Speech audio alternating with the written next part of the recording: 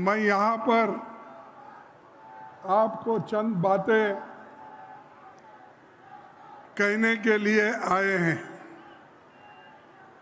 ये सिर्फ संगठन की एक मीटिंग है, ये कोई पब्लिक मीटिंग के नाते हम नहीं आए हैं। जरा चुप बैठिए भाई, ये संगठन का मीटिंग है। तो आपको क्या करना है और आपको क्या सुनाना है सारे राज्य में, ये हम बताएंगे। एक तरफ तो अपनी बात रखेंगे और दूसरी तरफ हमारे एआईसीसी से जितने भी सर्कुलर्स निकले हैं और एआईसीसी के जितने भी इंस्ट्रक्शंस हैं, उस सारे चीज़ों को आप पढ़ के हर बूथ लेवल पे आपको जाना होगा, बताना होगा और इसके लिए संगठन को मजबूती मिलेगी। साथियों, मैं इस संविधान बचाओ रैली में आए सभी लोगों का तहे दिल से स्वागत करता हूं। देश के अहम सवालों पर मैं आपके साथ चंद बातें साझा करूं। इससे पहले पहलगाम में जो आतंकी हमले मारे गए लोगों को श्रद्धांजलि अर्पित करता हूं, क्योंकि ये इनोसेंट लोग, बहुत से लोग टूरिस्ट, कश्मीर सेफ है, कश्मीर हमारा है, ये उद्देश्य से वहाँ देश के कोने कोने से लोग वहाँ जाते हैं। ऐसे जगह इतनी बुरी घटना हो गई जिसमें 26 लोग तो वहीं मारे गए, लेकिन बाद में जो हॉस्पिटल में थे और वो 3-4 लोग भी, उनकी भी मौत हो गई। ये जो है होने के बाद मैंने बेंगलुरु से एक प्रेस कॉन्फ्रेंस करके कहा था कि all party meeting prime minister बुलाना चाहिए। और जब हमारे स्वाभिमान पे धक्का गिरता है तब देश को एक रखने का काम सभी लोगों का है। इसीलिए मैं बेंगलुरु से एक प्रेस कॉन्फ्रेंस में कहा कि प्रधानमंत्री ये सबको बुलाए और उनकी बात सुने, आगे हमको क्या करना है ये भी वो कहें। वैसा ही हम तुरंत CWC की मीटिंग बुलाई। वहां पर राहुल गांधी जी, सोनिया गांधी जी और सभी हमारे वर्किंग कमेटी के मेंबर थे, उन सबको हम तुरंत बुलाए। बुलाकर वहां पर हमने ये कहा कि तुरंत सर्वदलीय मीटिंग बुलाना चाहिए। और हमको ये सरकार को हमने ये भी कहा, इस कठिन समय में हम सब एक होकर सरकार के जो भी एक्शन होंगे उसको हम कोऑपरेट करेंगे। लेकिन हमारी ये देश की बदकिस्मती है, सब पार्टी के लोग आए, लेकिन उस मीटिंग में मोदी जी नहीं आए। ये शर्म की बात है। देश के स्वाभिमान को जब धक्का हो रहा, आप बिहार में चुनावी भाषण करते हो और यहां पर दिल्ली में नहीं आ सकते आप? क्या दिल्ली दूर है आपको बिहार से?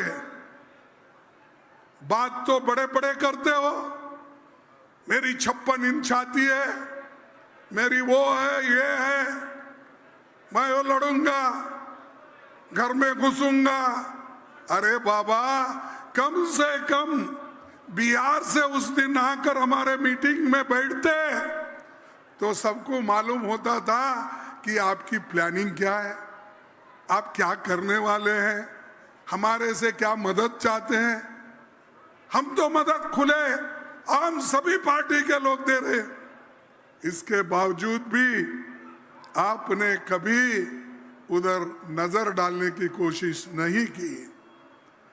ये ऐसा ये बीजेपी और प्रधानमंत्री का ये एटीट्यूड है। और हमारे तरफ से जाकर राहुल गांधी जी भी श्रीनगर में जाकर लोगों से मिले, घायलों से मिले, बातचीत किए। लेकिन मोदी साहब ऐसे मीटिंग में नहीं आते और बड़े बड़े बात करते हैं। इसीलिए मैं इस वक्त ज्यादा उनको टोकना नहीं चाहता, लेकिन आप दिमाग में रखिए, सबसे बड़ा देश है, उसके बाद पार्टी होगी, धर्म होगा, सबसे देश बड़ा है। देश के लिए सब लोग एक होना चाहिए, क्योंकि इस देश की आजादी तो आप ला नहीं सके, लड़ नहीं सके, आप कोई खून बहा नहीं सके। ये कांग्रेस ने लड़के सूली पे चढ़ के लाखों लोग अपना खून, घर बर्बाद करके, विद्यार्थी जीवन छोड़ के देश को आजादी दिलाए। तुम आज बैठे हो, क्यों बैठे हो, कैसा बैठे हो? इस देश का संविधान डॉक्टर बाबा साहब अम्बेडकर ने बनाया, उसी लिए एक मामूली सा आदमी भी, चाय बेचने वाला भी इस देश का प्रधानमंत्री बन सकता है। और मेरा जैसा आदमी जो एक मिल वर्कर का बेटा है, वो अपोजिशन लीडर बन सकता है, वो कांग्रेस प्रेसिडेंट बन सकता है। तो ये चीजें आप मत भूलिए। अगर देश बचा, संविधान रही, तो ही आप लोग प्राइम मिनिस्टर बनेंगे, होम मिनिस्टर बनेंगे, फलाना बनेंगे। मैं आरएसएस वालों को भी यही कहना चाहता हूं, भाइयों, तुम जो नाच रहे हो, हर शहर में करोड़ों रुपए की जायदाद बना रहे हो, कहां से बनाए भाई? किधर से आया आपको? इतने संस्थाएं तुमने बनाए, हर संस्था को बिल्डिंग, हर जगह बड़े बड़े करोड़ों रुपए के बिल्डिंग, हजारों एकड़ जमीन आपने ली, कहां से आ गए? और दूसरा, या कोई पार्टी का फंक्शन होता है, जब हमारा फंक्शन छत्तीसगढ़ में हुआ, वहां पर आप लोगों ने हमारे कार्यकर्ताओं पर धार डाला। जब हमारा फंक्शन अहमदाबाद में हुआ, तब आप नेशनल हेराल्ड के ऊपर केस करके सोनिया गांधी जी और राहुल गांधी जी के ऊपर चार्जशीट डालते हो। जब जब कांग्रेस बढ़ती है तब तब ये लोग उसको दबाने की कोशिश करते हैं। हम ऐसा दबने वाले लोग नहीं हैं। देश को जान देने वाली नेता इंदिरा गांधी हमारी नेता है। देश को एकता रखने के लिए जो जान दिए वो राजीव गांधी हमारे नेता है। अरे तुम्हारे पास कौन है? देश के लिए तो आप कुछ नहीं करे, आजादी हासिल करने में तुम्हारा कोई हाथ नहीं है, लेकिन सब दोष कांग्रेस को देते। सुबह उठे शाम तक कांग्रेस को अगर गालियां नहीं देंगे, उन आरएसएस और बीजेपी प्राइम मिनिस्टर को नींद ही नहीं आती। भगवान का नाम कम लेते रोज उठ के, लेकिन हमारा नाम तो जरूर लेंगे कांग्रेस को गालियां देने का। तो ऐसे लोग हैं, इसलिए आपको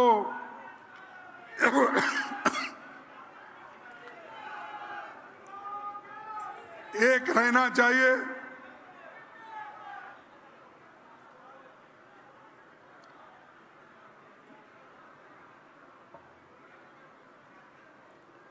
इतने लोग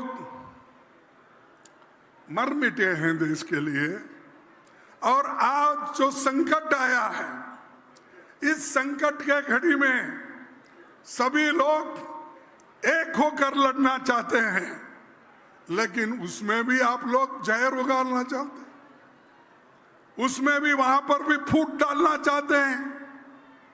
आप देखिए उनके यूट्यूब के ऊपर उनके स्पोक्स पर्सन क्या बोलते हैं। उनका काम यही है, हम देश की बात करते हैं तो उन्होंने देश में फूट डालने की बात करते हैं। हम एकता की बात करते हैं, हम जोड़ने की बात करते हैं तो वो तोड़ने की बात करते हैं, और ऊपर से हमको बदनाम करने की कोशिश करते हैं। देखिए कांग्रेस वालों ने क्या किया भाई। तुम रोज उठ के सोनिया गांधी जी को, राहुल गांधी जी को, इंदिरा गांधी जी को, जवाहरलाल नेहरू जी को, सबको गालियां देते हैं। क्या कोई अभी जब हमारे मित्र गहलोत ने कहा, क्या कोई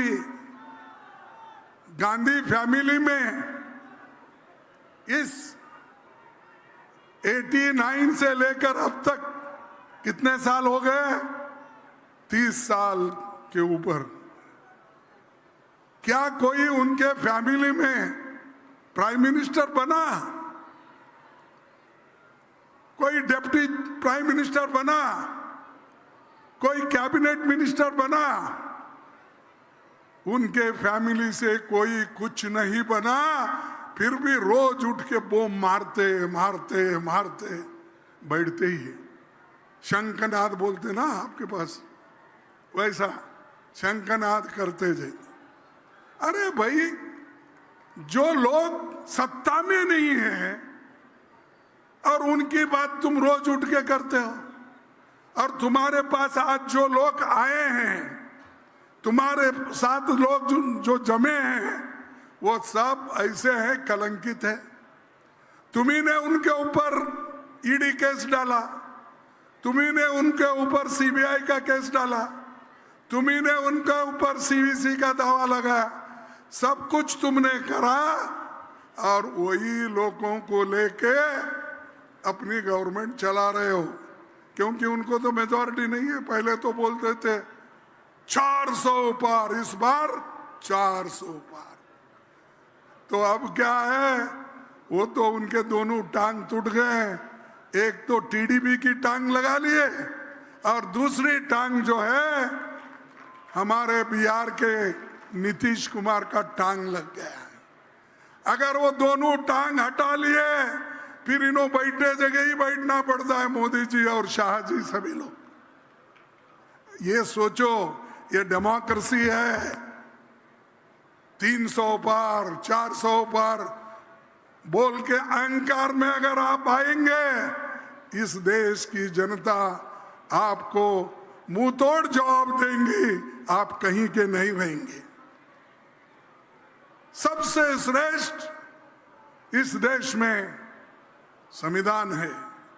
संविधान के तहत ही हमारी डेमोक्रेसी चलती है। इसीलिए भाइयों, 140 करोड़ लोग आज एक होकर पाकिस्तान को जवाब देने के लिए तैयार है। लेकिन आप कितना इसमें आगे बढ़ेंगे, ये हमको देखना है। और दूसरी चीज, आप हर एक के ऊपर सवाल मत उठाओ। मैं देखा एक पेपर में एक बीजेपी के मिनिस्टर ने कहा, हमारे देश में 140 करोड़ लोग हैं, लेकिन उनमें देशभक्ति की कमी है। कौन कहा मालूम है? अरे पीयूष गोयल ने कहा, यानी 140 करोड़ जनता को वो चैलेंज कर रहे हैं कि तुम्हारे पास देशभक्ति की कमी है। देशभक्ति की कमी हमारे पास है तो क्या इंदिरा जी अपनी जान देती थी? क्या राजीव गांधी अपना जान देते थे? आजादी के लिए लड़ने वाले महात्मा गांधी जी के सीने में गोलियां खाई, वो किसने मारा? मैं उनका नाम नहीं बोलना चाहता हूं, तुमको सबको मालूम है। और ये लोग हम पे दब्बा लगा रहे, टीका कर रहे हैं। तो उनको होशियार रहना चाहिए, हर दिन वैसे ही नहीं। हर एक को बेवकूफ आप हमेशा के लिए नहीं बना सकते। चंद लोगों को आप चंद दिन के लिए बेवकूफ बना सकते हैं। सारे लोगों को सारे समय तक बेवकूफ बना के नहीं रख सकते। ये भारत है और हमारे पास संविधान है। तो इसलिए मोदी जी, आप होशियार रहिए, सबको लेके चलने का सीखो, उसके बजाय सबको टीका करने का और सबके ऊपर ईडी रेड। हमारे पार्टी के जो भी अच्छे अच्छे कार्यकर्ता हैं उनके ऊपर ईडी रेड, नहीं तो सीबीआई केस। अरे मेरे को समझ में नहीं आ रहा कि आपको कार्रवाई करना है तो कानून के तहत कार्रवाई करो ना। जाना, छापे डालना और कोई पार्टी का काम करता है तो उसको कैसा कमजोर करना और उसको कमजोर करके पार्टी से दूर रखना, या नहीं तो अपने पार्टी में लेना। ऐसा ही करके उन्होंने राज्यसभा में इतने लोगों को भर लिया है, पूछो मत। और राज्यसभा में भरले पहले उनको कलंकित बोले, पहले उनको सब कुछ बोले, डब्बा लगाए। वहां आने के बाद, जाने के बाद मोदी जी और शाह के पास वो क्लीन हो गए, सब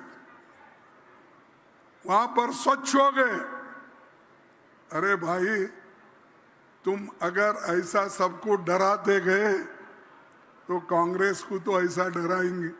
डराओ मत, ये कांग्रेस मजबूत है।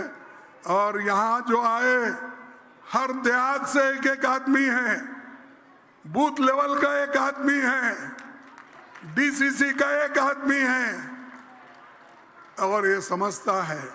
और जैसा कि इंदिरा गांधी जी ने यहां पर पहला भाषण देकर जब पार्टी टूटी हुई थी तो उनको हिम्मत देने वाले लोग हमारे राजस्थान के लोग,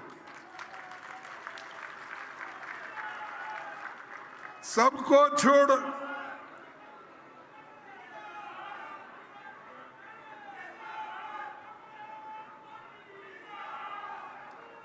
और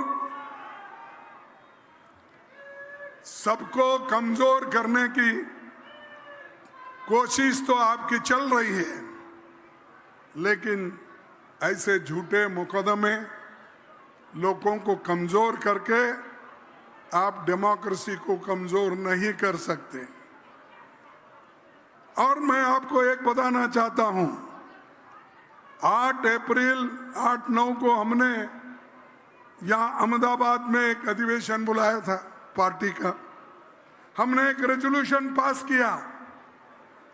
वहां देश में लोगों के समस्या के बारे में आपको जाके बात करना है, गांव-गांव जाना है, घर-घर पहुंचना है, और जो भी समस्या एम्प्लॉयमेंट का हो, इन्फ्लेशन का हो, कीमत जो बढ़ रहे हैं, और आज सामान्य आदमी बड़ा परेशान है। अरे मोदी कुछ नहीं दिए, फूड सिक्योरिटी हमारा है, मनरेगा हमारा है, एजुकेशन हमारा है, ये चीजें तो हमने दी। मोदी क्या दिए? महंगाई दिए। मोदी क्या दिए? अनएम्प्लॉयमेंट दिए। मोदी क्या दिए? 56 इनकी छाती है बोले, लेकिन वो सुकुड़ के अब कितना हो गया कि मालूम नहीं। किसी टेलर को आप भेजिए अध्यक्ष जी, अब छाती कितनी है देखने के लिए, सुकुड़ गया। अब पहले ऐसा था, अभी भी करते हैं कभी कभी, लेकिन अब उतना फैलता नहीं। तो ये ऐसे लोग देश को कमजोर करते हैं। मिला आपको चांस, डेवलपमेंट करो। मिला आपको समय, जैसा जवाहरलाल नेहरू जी ने IIT के किए, इरिगेशन किया, दूध का व्हाइट रेवोल्यूशन किया, इंदिरा गांधी ने ग्रीन रेवोल्यूशन किया। करो ना ऐसा कुछ करके बताओ। उसके बजाय रोज उठते ही हमको ही गालियां दे। यानी इतने डरे हुए कांग्रेस से, इतने आप तो बहादुर सेना है, इसीलिए तो डरते आपको। अगर कमजोर हम कांग्रेस होते तो हमको डरते थे नहीं। तो भाइयों, आप मजबूती के साथ जो काम करो, EICC से जो भी सर्कुलर आए उसके ऊपर अमल करो।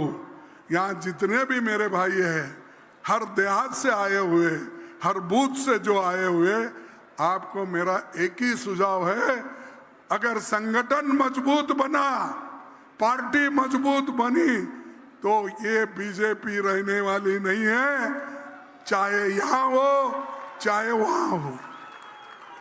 और देखो,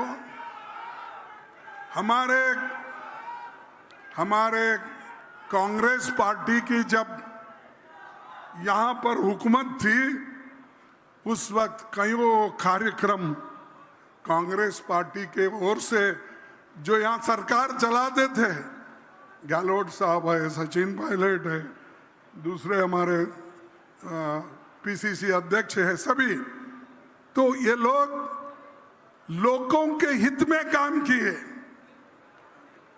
25 लाख क्या है वो इंश्योरेंस, चिरंजीवी योजना, फिर इन्होंने उसको घटाकर 5 कर दिया। इनका काम हम बढ़ाना, इन्हों घटाना, यही है, और कोई काम नहीं। और ऐसा वो चीफ मिनिस्टर को चुनते हैं कि बैठो बोले तो बैठना, उठो बोले तो उठना। वो बैठ जाता है, उठो उठ जाता है।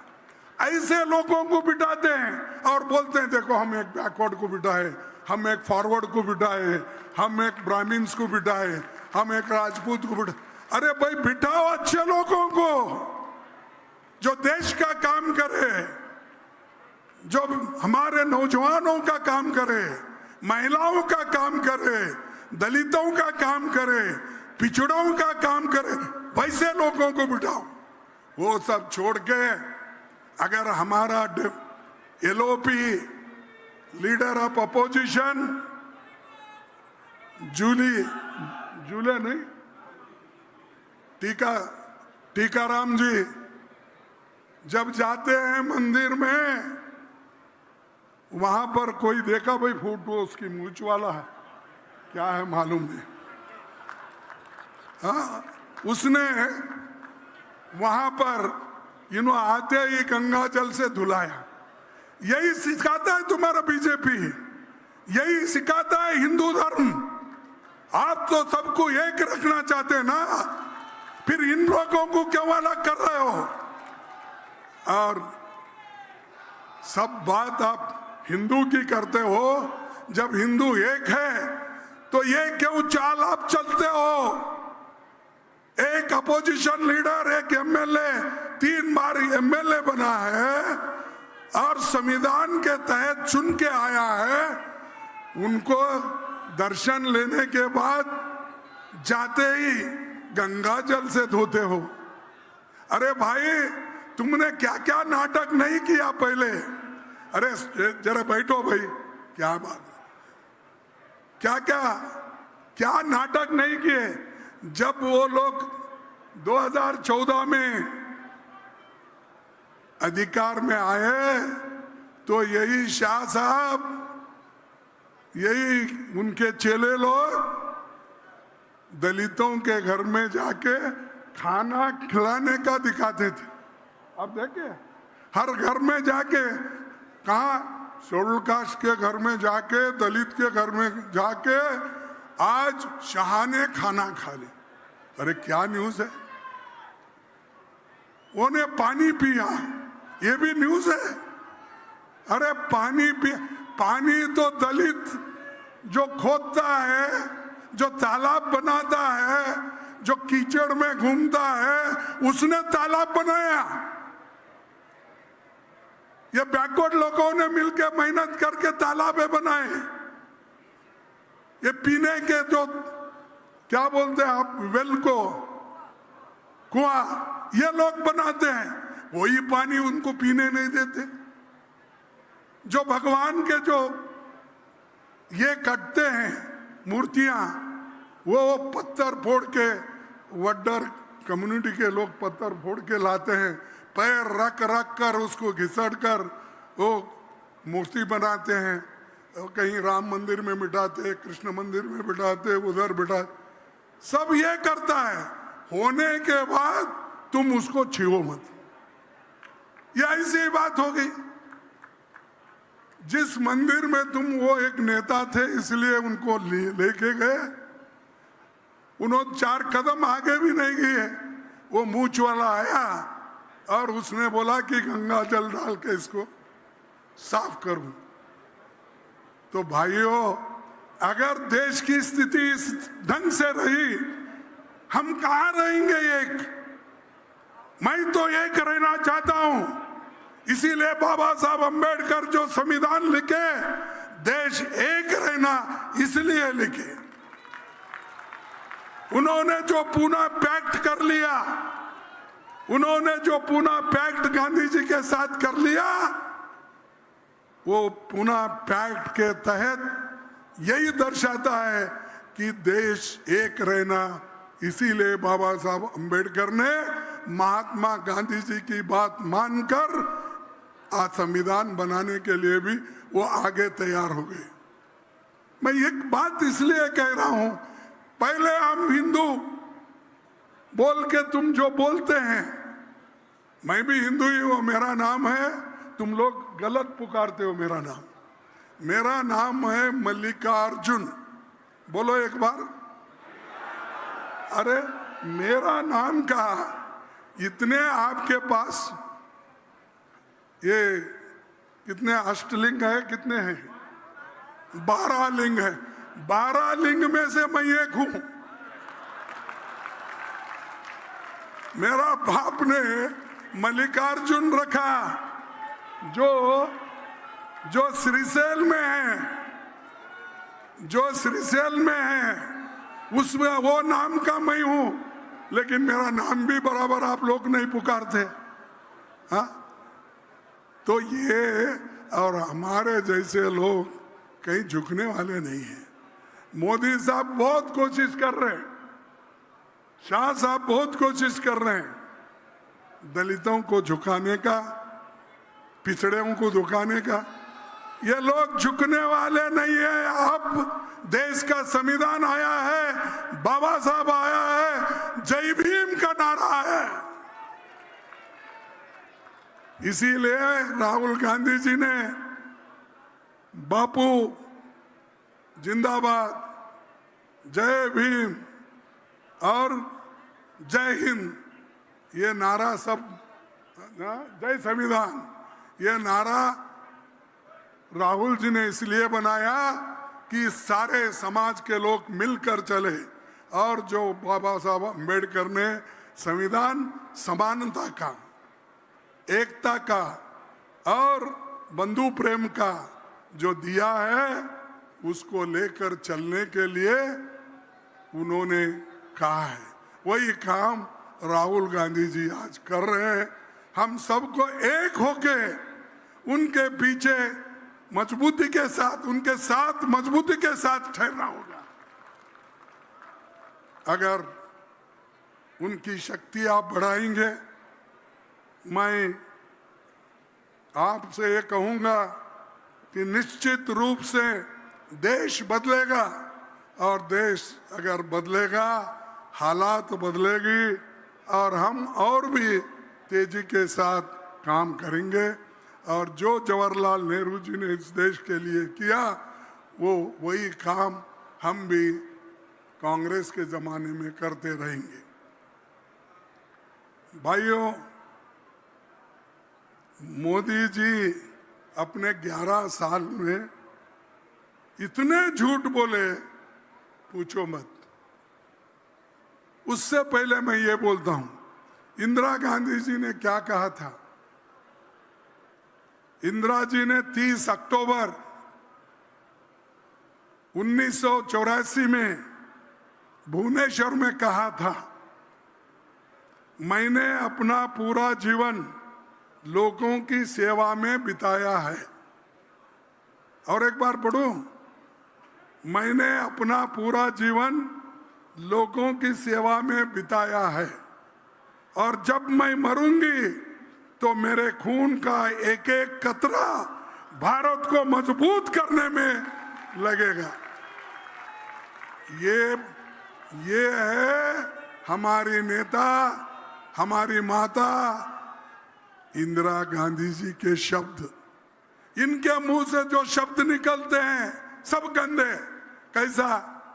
अरे बाबा साहब अम्बेडकर को नहीं छोड़ा शाह ने? क्या कहा उन्होंने? कहा भाई अम्बेडकर अम्बेडकर अम्बेडकर कितने बार बोलते हो? इतने बार बोल, अगर बोलते अम्बेडकर अम्बेडकर उतने बार अगर आप भगवान का नाम लेते तो आप स्वर्ग को जाते थे। यानी इतनी घृणा है बाबा साहब के नाम से, और ये हमको बार बार कहते हैं बाबा साहब का अपमान किए, वो किए।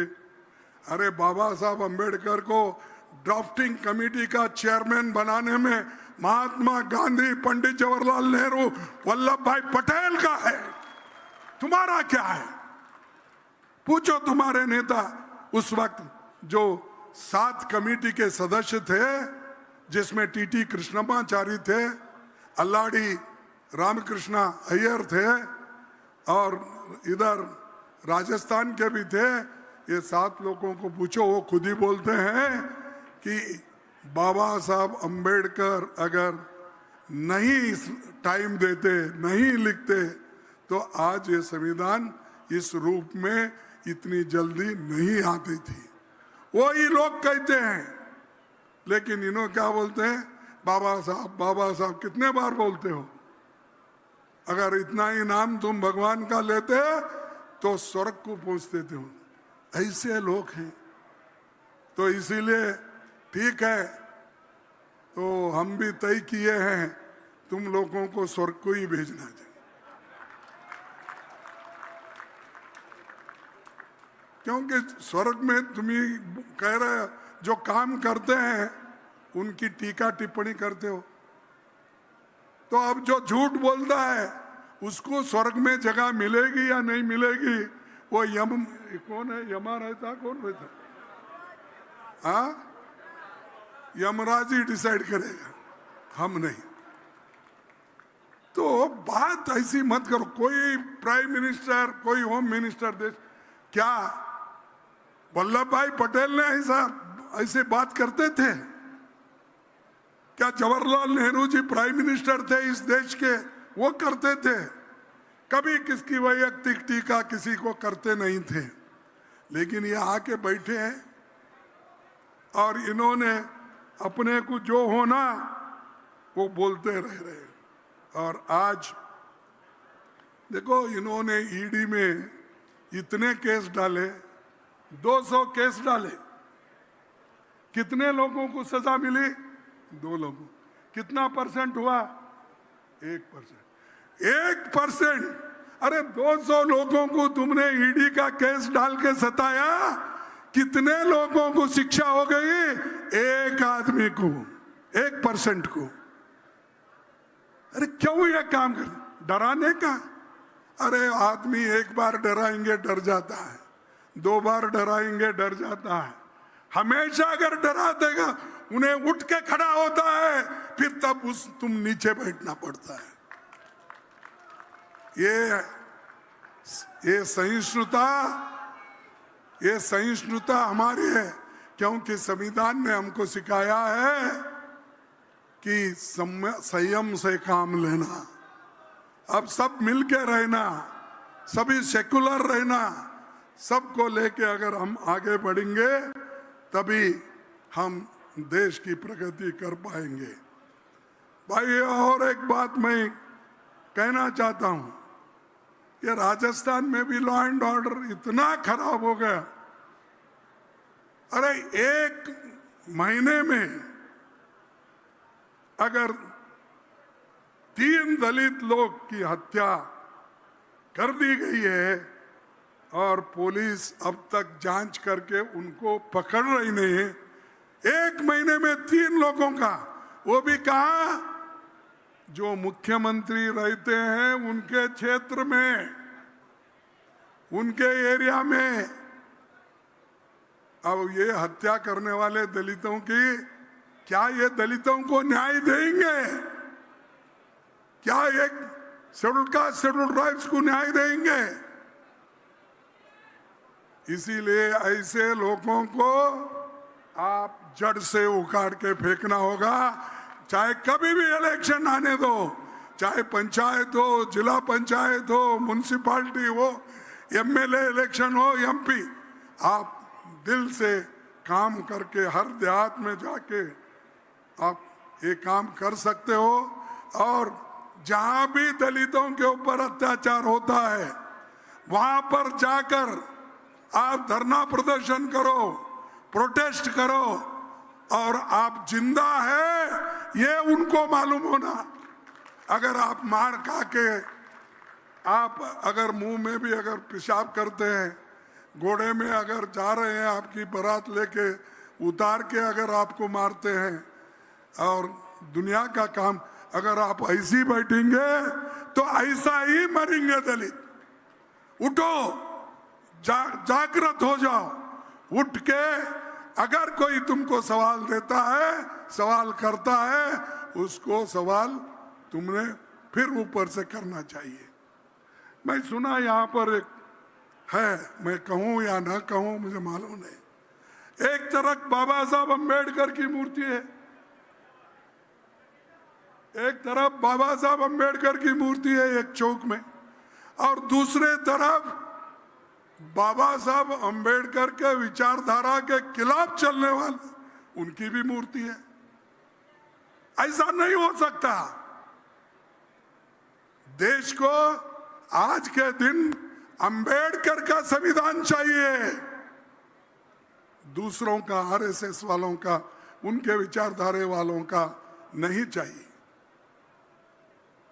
और ये मैं इसलिए कह रहा हूं कि चंद लोग अभी भी एक होकर चलने को तैयार नहीं है, और बहुत से बातें और भी है, मैं ज़्यादा कहना नहीं चाहता। ये आखिरी में मैं ये कहूँगा कि मोदी जी के एक 12 झूठ है, ये मेजर झूठ है। ऐसा तो 100 झूठ है उनके, गिन नहीं सकते हैं। 12 झूठ मैं बोलूंगा उनके, कौन से हैं आपको मालूम भी है, लेकिन मैं गिनता हूं, आपको याद दिलाता हूं कि वो कैसे प्रधानमंत्री है।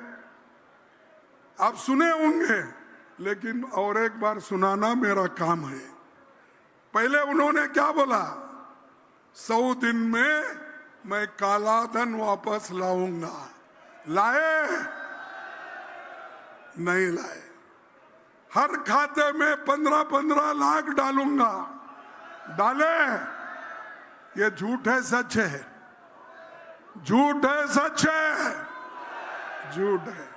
हर खाते में हर साल 2 करोड़ नौकरियां दूंगा। सच है झूठ है? पेट्रोल, डीजल, एलपीजी, गैस सस्ता करूंगा। सस्ता हो गया? 2022 में 22 तक मैं गंगा साफ करूंगा। गंगा ने किए नहीं। किसानों की आय दुगना करूंगा। किए क्या भाई? ये उसका छठा झूठ है। 2022 तक हर भारतीय को घर दूंगा। दिया हर भारतीय को घर? नहीं। एमएसपी की गारंटी दूंगा। दिए किसानों को एमएसपी की? नहीं दिए। नहीं, तुम लेकर झूठ बोल रहे होंगे या क्या? या नहीं है तो जो हमारे गहलोत साहब चीफ मिनिस्टर है, उन्होंने कुछ ये सब गारंटी लेके अपने घर में रखे क्या? तो एमएसपी की गारंटी, महंगाई खत्म कर दूंगा। लोगों को खत्म कर रहे, लेकिन महंगाई खत्म नहीं हुई। मेक इन इंडिया में कारखाने और फैक्ट्रीज बनाऊंगा। बनाए? नहीं। ये 11वां झूठ है। और 12वां एक बड़ा झूठ, मैं परसों पटना से उधर एक मीटिंग थी, अपना क्या है, बक्सर, वहां गया था। वहां तो बड़ी धूप है भाई। यहाँ भगवान की कृपा है, तुमको सुनने के लिए भी थोड़ा ठंडा हुआ, मेरे को बोलने के लिए भी थोड़ा समय मिला। वहां गया था, लोग धूप में थे, इधर बैठे उधर बैठे, झाड़ के नीचे उधर, क्योंकि इतनी कड़ी धूप थी। वहां बोले मेरे को, साहब यहाँ 2015 में, अगस्त 2015 में मोदी साहब आए थे और बोले कि मैं मोदी हूं, बिहार को क्या चाहिए मैं देने के लिए तैयार हूं। तो कोई उसमें बोला 50,000 करोड़ की हम पैकेज देंगे। तो मोदी साहब क्या बोले, आप पढ़ो वो निकाल के। मोदी साहब बोले 50,000, अगर आपको 60,000 चाहिए, 70,000 चाहिए, 80,000 चाहिए, 90,000 चाहिए, मैं ये कहता हूं कि अपने इस पे हाथ रख के दिल पे, आपको 1,25,000 करोड़ दूंगा। फिर वहां के लोगों को पूछा मैं, ये मिला क्या भाई? और वीडियो सुनाया मैं उनको, वहां पर सुनाया कि मोदी ने खुद क्या किए बोला है, उनके मुंह से सुनवाई होने दो। इसलिए मैं उतने कड़ी धूप में 8-15 दिन पहले जो गया था दिखाया। वो 12वां झूठ, बड़ा झूठ, 1,25,000 करोड़ का। ये देखो ऐसे लोग हैं और हर एक को धोखा देते हैं। अब हमारे गरीब लोग, दलित हैं, पिछड़े हैं, 30 लाख वैकेंसीज सरकार में पड़े हुए हैं। मोदी साहब क्यों नहीं भर रहे?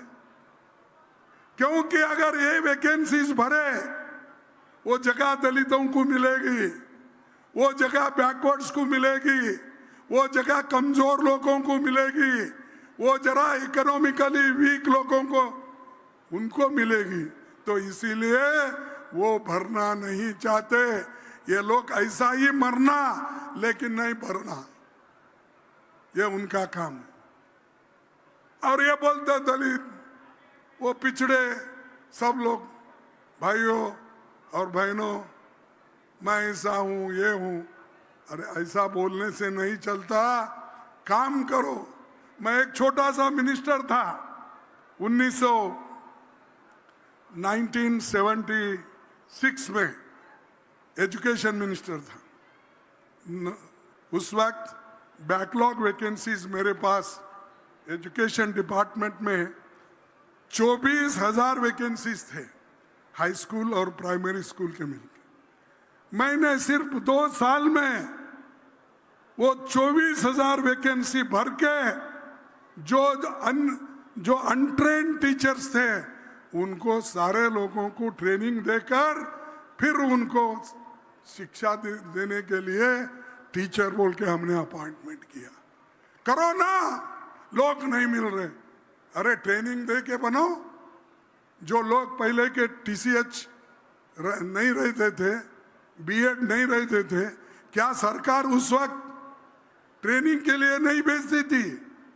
अरे IAS ऑफिसरों को आप 1 साल ट्रेनिंग को भेजते हो, क्या गरीब आदमी को आप ट्रेनिंग भेजकर वो वैकेंसी फिलअप नहीं कर सकते? ये शर्म की बात है, क्योंकि दिल नहीं है। अगर दिल बड़ा होता, लोगों की सेवा करने की भावना होती, तो निश्चित रूप से मोदी जी कर सकते थे, लेकिन वो करने की उनकी ये नहीं। मैं कभी कल क्या कुछ देखा, 50,000 क्या 15,000 लोगों का सर्टिफिकेट बांटते वक्त। तो ये लोग इतने कमजोर है तो गरीबों के लिए देखते नहीं, और दूसरा उनके दुख और दर्द को समझते नहीं। और बेरोजगारी, महंगाई को तो इनके छुड़ाने का इनके पास कोई यही नहीं है।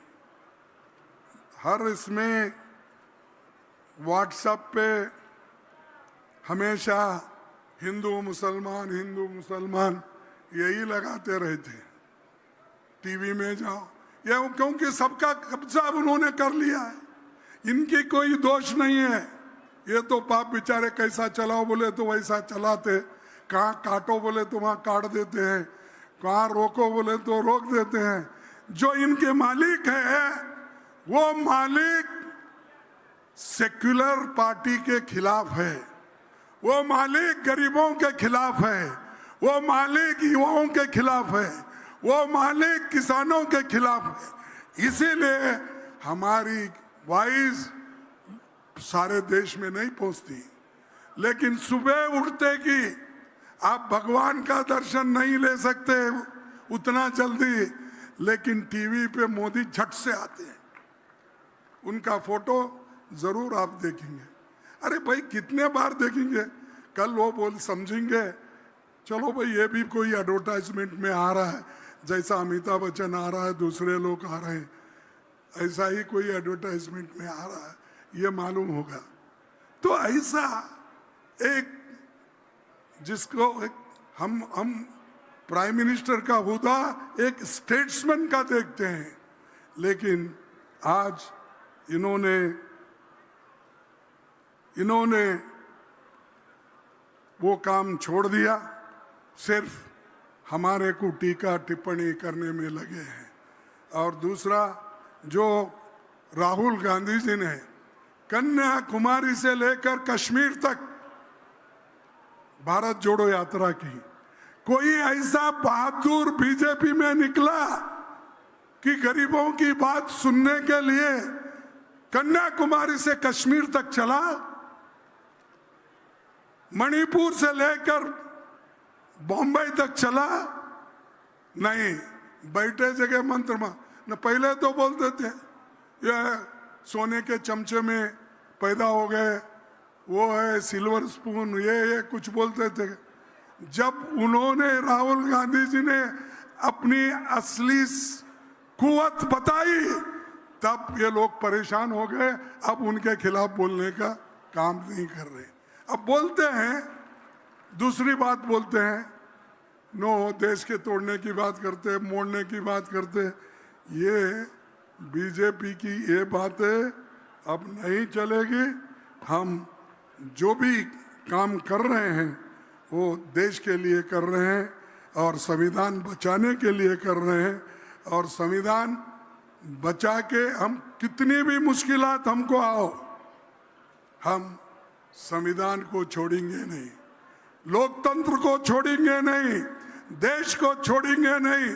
देश और राष्ट्र प्रेम हमारे खून खून में है। तुम्हारे पास नकली है, तुम नकली लोग हो,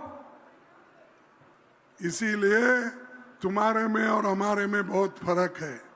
इसलिए भाइयों, मैं आपसे यही कहूंगा कि आप प्रचार करो, हमारे आइडियोलॉजी का प्रचार करो, हमारे जो रेजोल्यूशंस हमने कांग्रेस पार्टी में उठाई है अहमदाबाद में, उसका प्रचार करो, तभी हम मजबूत बन सकते हैं। नहीं तो एक दूसरे से लड़ते रहेंगे, हम बर्बाद हो जाएंगे।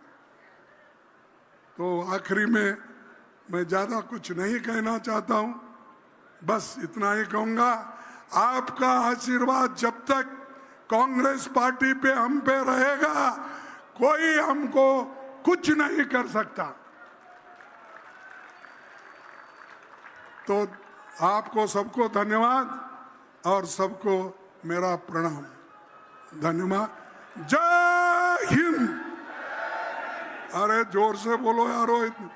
जय हिंद, जय हिंद, जय भीम, जय भीम, जय भीम, जय संविधान, जय संविधान, जय संविधान। आपको धन्यवाद, इतने जोर के आवाज से आपने दिया। कांग्रेस पार्टी